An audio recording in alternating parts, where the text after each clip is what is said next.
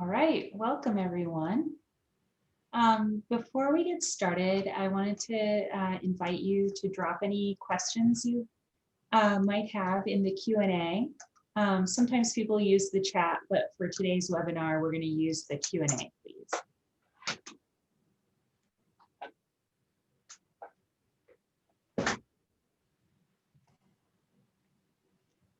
So welcome to our webinar, Going Global After Graduation. We basically put together the webinar that we wanted when we were undergraduates, so you're welcome. So if you're thinking about going abroad after graduation, we're hoping to give you an overview of some opportunities, and we welcome you to ask questions as you go along, and we'll give you lots of resources to follow up and make your dreams a reality. So from grad school to Peace Corps, we've got some good information for you. Just to introduce ourselves, I'm Jenny and this is Janice. We have a lot in common. We were just talking about that we both went to undergraduate at the University of North Carolina in Chapel Hill. And then after graduation, we both went abroad. I was a Peace Corps volunteer in Togo, West Africa. I was working on eradicating the guinea worm parasite, which is down to 54 cases in the world. So I'm feeling pretty good about my service. And besides my service in Peace Corps on the work side, I made some lifelong and true friends. And it's always been rewarding to me to have that, to have those friendships that I made in West Africa. Janice, what did you do after graduation? So I graduated from Chapel Hill in 2013. And then after that, I went abroad, spent some time in Ethiopia, and then I spent 2 years teaching English in China. I had actually studied abroad for a semester in during my undergraduate time in southern China at Xiamen University. So just like being able to spend some time overseas afterwards, like allowed me to practice my language skills. And then also build a lot of like communication skills, and then like being in a professional work environment outside the US, and just making lots of great friends while I was overseas. And then after that, I came back to the States and got my master's degree, and then came to Davis. So it's been like a kind of like a full circle kind of thing. And as Jenny had mentioned, like we put this webinar and this presentation together as like a, well, we wish we had this information when we were undergraduates and trying to figure out what we wanted to do after we graduated. Great, and yeah, now we're both Global Learning Hub coordinators. So you're welcome to reach out to us at any point. We put our contact information there at the bottom of this slide, and we'll put it up again at the end of the webinar. So do reach out to us if you have follow-up questions. So just to get started, we would love it if you would put in the chat something that you might be thinking about doing after graduation.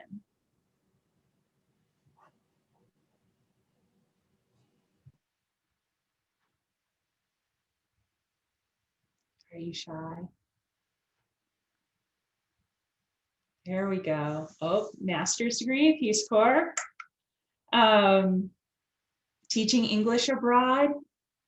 Oh, I don't know, but what CBYX for young professionals is. That sounds interesting. JET. Okay, good. A lot of our graduates do that. TEFL certificate, going to Europe, au pair. Okay, yeah, you guys are right on track. Welcome. We have a lot of good stuff for you.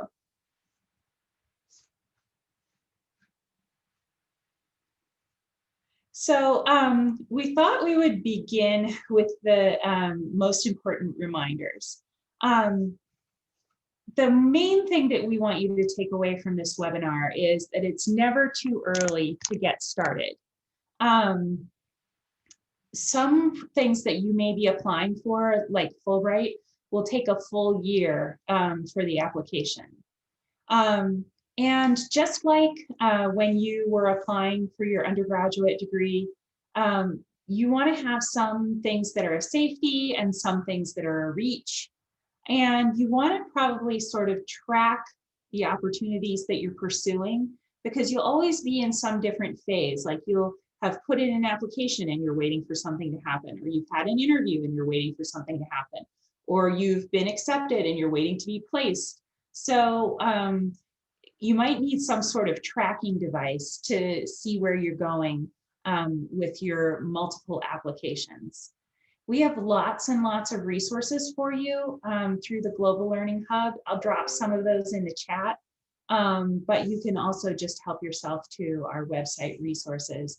And always feel free to check in with an advisor. We're here for you year round, no matter where you are in your process.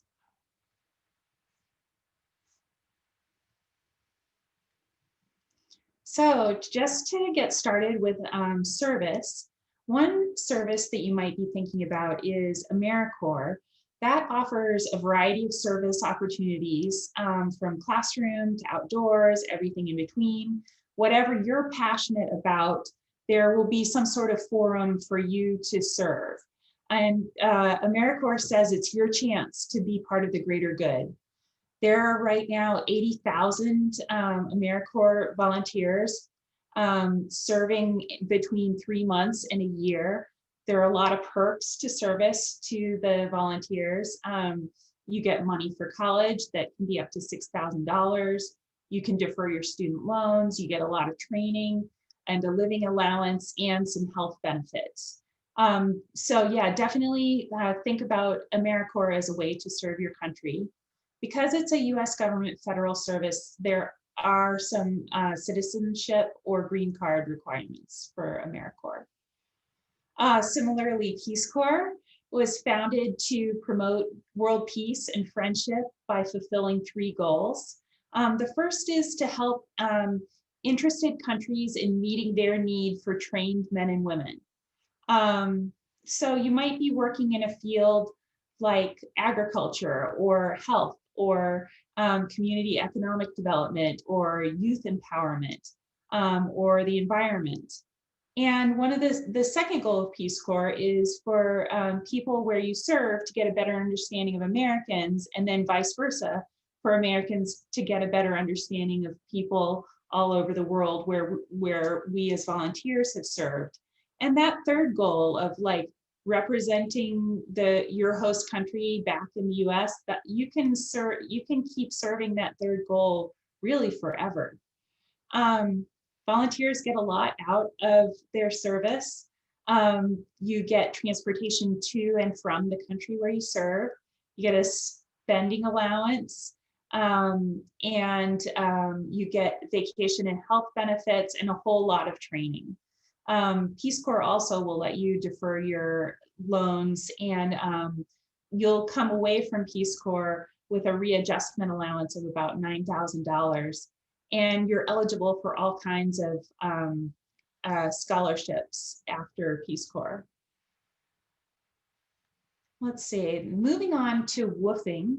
Woofing is a partnership between, oh wait, before I went on, I wanted to drop in the chat the contact information for our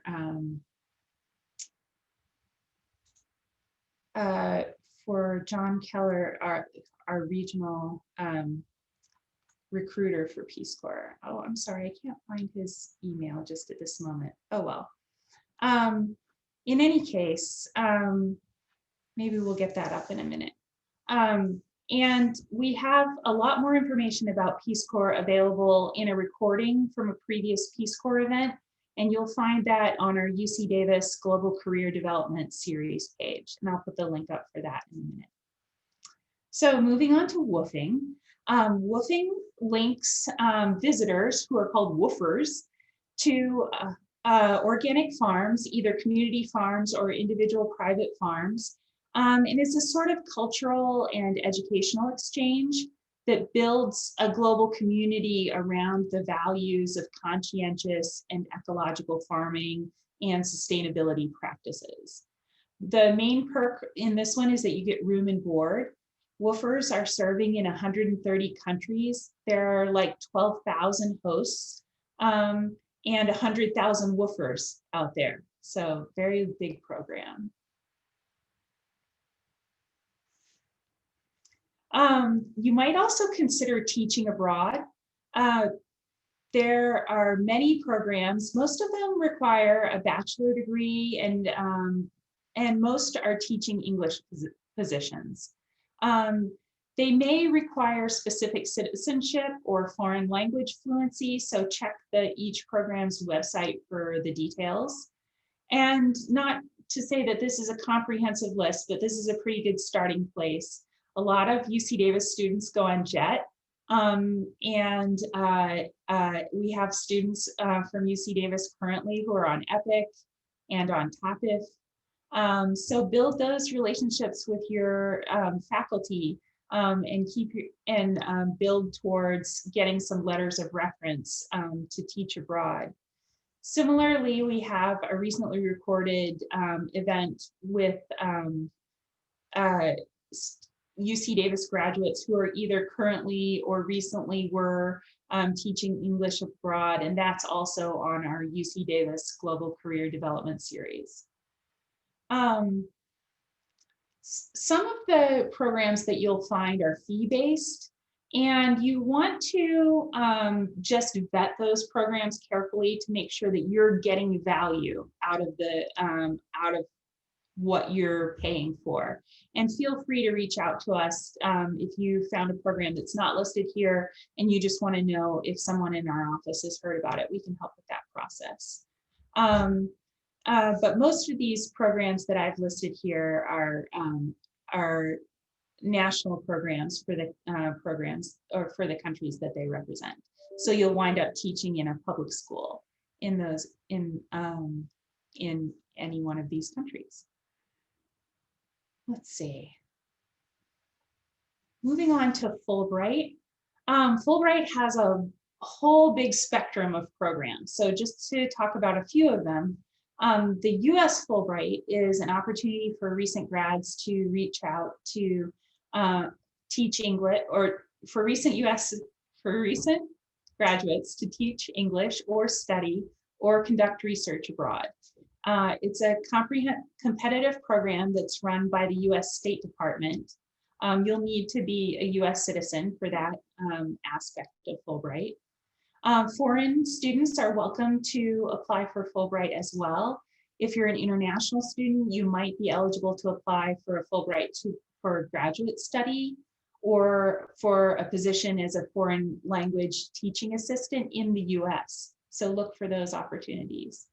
On our campus, we have a prestigious scholarships office that will be happy to help you prepare to apply for Fulbright. And remember, I said that application is due nearly a full year in advance, takes quite a while.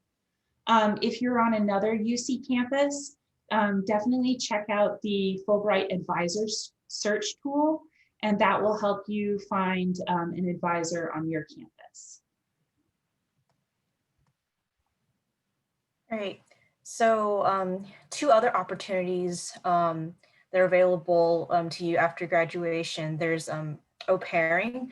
So that means you provide live-in childcare and housework for a family, and you get room, board, and a stipend in exchange. And this is one of those opportunities where you would want to do a fair amount of vetting on your end to make sure like an opportunity is exactly what you're looking for. And then there's also a working holiday visa opportunity. So this is a visa that allows you to work while abroad, and your eligibility and the requirements and also the available destination countries depend on your citizenship. So Australia, New Zealand, and Ireland are popular places for US citizens to go to. And these are also destinations that are open to citizens of other countries too. So do a little bit of research. You can just Google working holiday visa in, for example, Australia, and it'll take you to a government-run website, which will list out all the details and eligibility requirements if you're interested in getting a working holiday visa for that specific country. Okay, graduate school. There's a lot of master's and doctoral programs that are taught completely in English overseas, and this includes in countries where English isn't the primary language. For example, like Germany and the Netherlands are two really popular options. And you can even do a Google search of study in, like, for example, Ireland. And this will typically give you a result that will link you to a government-run website.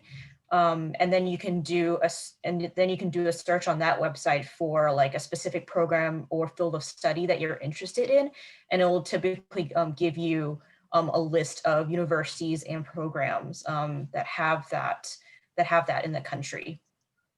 And we also have a webinar recording on the Global Learning Hub website where we spoke to three different people. One has already finished his master's abroad, and the other two are still currently working on their degrees overseas. But if you want to get different viewpoints of people that receive degrees overseas from 3 different countries, that's a great webinar to check out. And that's also on the Global Professional Development Series webpage on the Learning Hub website.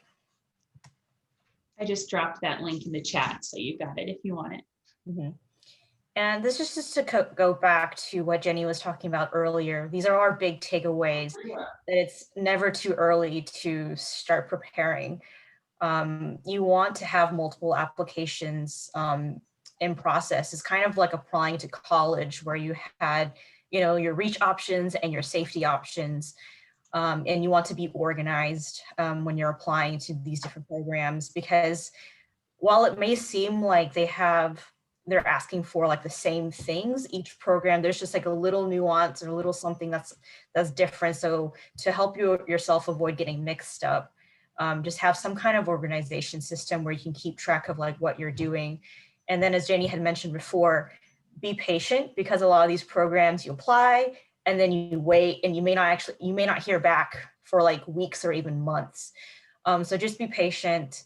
And apply to a lot of different things, because, for example, Fulbright is very, very popular, but it's also very, very competitive. And then, of course, we briefly went through some options available, but it can be a lot of information to take in. So the Global Learning Hub is here to help, and you can always connect to an advisor. The email address is right there, and we highly recommend for you to check out the Global Learning website, because it has tons of different resources available to you. So here are some different things that you can do to prepare. So you want to have, first of all, you want to have an idea of what you want to do, because that'll just help narrow down, the sheer amount of information that you'll get just from running a simple Google search. And then start doing your research early. Don't wait until the last minute, because it can be very overwhelming to do all that research all at one time, especially when it comes to vetting a program, making sure it's reputable. And then third, we recommend you connect the Global Learning Hub. We have lots of staff and advisors that have gone on a lot of these different types of programs. So it's great to have a firsthand resource.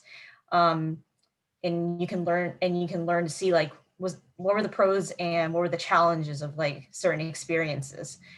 And then 4, how can your experience as a student translate into something after graduation? So think about, what kind of like clubs and organizations have you participated in? What kind of courses have you taken? What are you majoring in?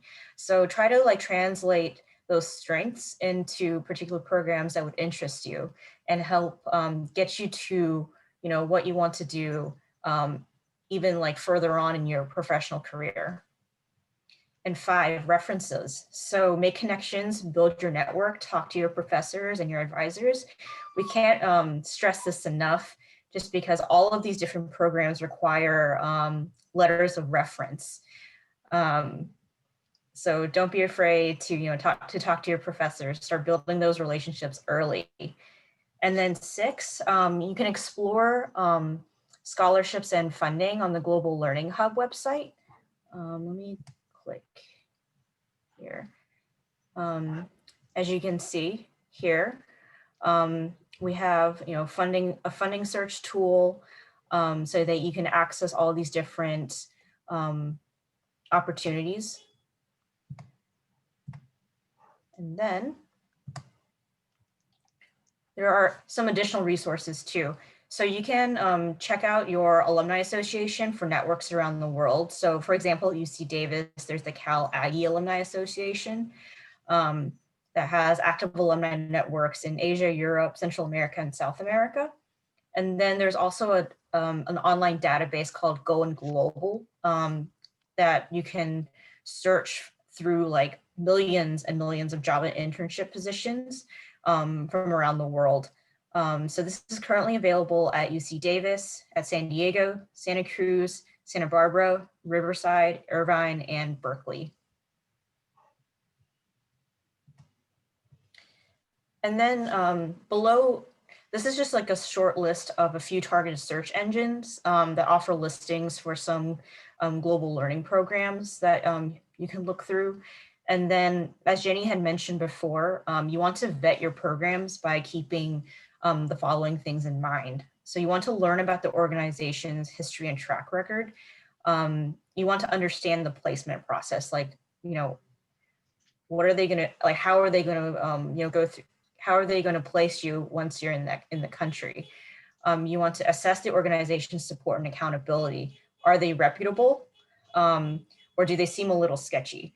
And then you want to clarify the program's features, the costs, and logistics. Some are heavily fee-based, and others you may have to put money up front, but you'll get reimbursed later. So look into that as well. And on the Global Learning Hub website, we have a full list of the specific questions to ask when you're vetting programs as well. And if you have any questions about whether a program is reputable or not, or if any of our staff have heard of it, feel free to reach out to us. So this is a handout that lists all sorts of all the different opportunities that we had talked about in today's presentation. And the handout goes into a little bit more detail about each of the opportunities that we had discussed today. So you can use the bit.ly link, or you can scan the QR code and that'll take you directly to a PDF document that lists all of these different opportunities. And if you have any questions, feel free to send us an email, or we also have drop-in Zoom advising Monday, Wednesdays, and Fridays, 10 a.m. to 4 p.m. Pacific time. We also have a physical location, but that's obviously not open right now, but you can always reach us virtually. And let's see. Yeah, I thought maybe we could take some questions from the Q&A. I see someone asking for scholarships for grad school and abroad. So that QR code that Janice just had up, maybe could you put that up again, Janice? Yes. That has a list of some of the best scholarships. And I also dropped a link in the chat for a funding search tool. So have a look at that, as well as reaching out to us at the drop-in advising hours. We can definitely help with identifying scholarships for graduate schools abroad. Is there anything you would add to that answer, Janice? No, I think that's a good starting point. And then I would also look into, once you found a specific country or specific school that you would like to apply to, definitely do some research or contact their financial aid office to see if there's any scholarships or funding opportunities available for international students in those countries, because there may be funding available. So it never hurts to look, or it never hurts to ask. And I see my colleague Lily just dropped in the chat another info session that's coming up tomorrow and at 5 and 6. There will be 2 different sessions on funded programs for grad students. So definitely check those out. Lily, if you have the link for that, you can put that in too. Let's see, do we have any particular suggestions for design majors when it comes to this? I would say, you could start with some of the service opportunities. Woofing comes to mind, because besides direct assistance on the farms, sometimes farms are looking for help with marketing. So that might be a way to put your design skills to use. And when you think of your experience comprehensively, including all your volunteer experience, it's likely that you can make a case for service as a Peace Corps volunteer uh, or an AmeriCorps volunteer. So give that some consideration depending on what direction you're going with it. Anything else you would add there, Janice? No, I think that was a good reply. Let's see, the question about a current international student applying to work in the UK or Canada. I think if you're a current international student, I would definitely talk to SISS. Or if you're on UC Davis campus, then talk to Services for International Students and Scholars. If you're a student from another UC, I would talk to your respective international student office, just because there may be some things that you would want to talk about that are regulation or visa connected. And then if you're thinking about a work visa, I would do some research on the UK or Canada, Canadian government websites there too. But beyond that, I think that's the amount that I would think I would be comfortable giving for a question like for that. Let's see. I'm going to save this really good one and call this the best for last. If you've never been abroad before, do you think it would be a bad idea to commit to a couple years of research abroad with no experience? Before I get back to that wowzer of a question, there are a few people asking about opportunities particular to their field of study. So summer abroad opportunities without a degree. Definitely drop in our drop-in advising hours to talk to us about picking a summer abroad opportunity. There are many ways to gain experience, either taking an academic course or interning in person or interning virtually. And there are many opportunities to be had right here in Yolo County. So we are hoping that all of you will have a global experience by the time you graduate. So yeah, teaching opportunities in the summer, check in with us and we'll see what we can get you matched up with. Experiences for people that are pre-law or pre-PA or med. For both of those, I would say reach out to your Peace Corps recruiter. Pre-med, that's going to be an easy one for the health programs in Peace Corps. Pre-law, I can, depending on what your skills are, I can easily see you being involved in community development, either, through any of the service opportunities. And I'm assuming you have some great performance chops and verbal skills. So pre-law, I wouldn't see that as too far off from teaching English abroad, depending on what you want out of the experience. All right, shall we go for the wowzer question now? Yes. Yes, obviously, yes. You should be going abroad. There's nothing that I know that will test your curiosity, that will give you an opportunity to spread your wings and find out what you're made of, and leave you with a lot of meaningful connection and stories to tell about the people that you served and what you did. I don't know anything like it to the fact that you haven't gone abroad before. I'm sure that you've navigated culture in many ways. I'm sure that you've navigated cities that are new to you. I'm sure that you've had friendships. Even one household to another can have subtly different cultural rules.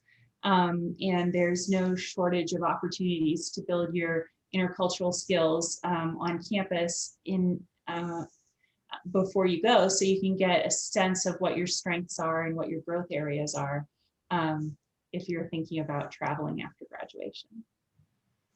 What would you add, Janice? I would say that going abroad is just something that it will challenge you, but it'll also give you all sorts of different opportunities and different outlooks that you wouldn't get if you were still in the US. And in terms of helping your professional career, it will only help you. It won't hinder you if you go overseas, just because employers see that as a positive, because you took the opportunity to kind of like get outside of your comfort bubble of being in the US. And all these programs that we've been talking about help you work the rings of your comfort zone. So like if you have a real center spot where you're really comfortable and happy, when you go outside that, that's where you learn. And then when you go even further outside that, things get a little crazy because you just don't know yourself and how you'll respond. But all of these programs that we've talked about have some support to them, whether that's your Peace Corps director and medical staff, or if it's your supervisor for teaching English abroad, there will be people there to help you decode and make sense of the experience that you're having. So that's an ideal setup for getting outside your comfort zone, is outside the comfort zone with support. Mm-hmm. See, someone asked that if they go to UC Irvine, can they still schedule a drop in with us? Yes, absolutely. Come on by, and then if you're interested in UC Davis programs, or if you're interested in any of the resources on our webpage, we can get you going in the right direction. But your UC Davis or your UC Irvine campus will also have a study abroad office, and we'll also have services for international students, and we'll also have prestigious scholarships office. So I'm sure that there are things that we have that you might want to take advantage of, and you're more than welcome to do that, as well as be supported on your home campus. Okay. I think that's all the questions that we have in Q&A now. Does anyone have any more questions that they would like to ask?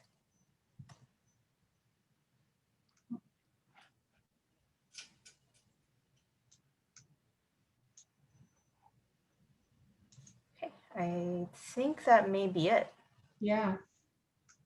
Well, can you put up the slide with the rest of the showcase opportunities? Yeah. Oh, someone asked if you, Jenny, could speak about your time as a Peace Corps volunteer and how you were able to be placed as a volunteer with disease surveillance. I was a BA generalist, and so I wrote up the experience that I had volunteering in my community. So I had volunteered at a women's health clinic, and I had been like a lifeguard. So I had some super low level health experience. And I was a folklore major, and I had studied intercultural healing. So the foundation was there. There was enough curiosity there for them to place me in a health program. That's a major part of Peace Corps outreach. So when you're talking to your recruiter, you'll be talking to your recruiter like maybe a whole year before you go. So you can be adding volunteer opportunities and academic classes to present yourself as having the type of experience they need to see to give you the placement that you're going for. And then what was the second part of that question? How you were able to be placed, I think, yeah. in a program working with disease. Yeah, so Peace Corps is definitely very interested in your input of what you want out of the experience. So I think if you let them know that you're looking to be a health volunteer, you'll find that. Peace Corps' website is fantastic. It will show you the countries that you might go to, as well as the service that's available in those countries, because each country requests the volunteers, so they have an idea of the projects that they'll put you on once you arrive in those countries. Great. I believe that was the last question. Okay. So I think we have another slide of more showcase opportunities coming up in the next week. So we'll put that up real quick.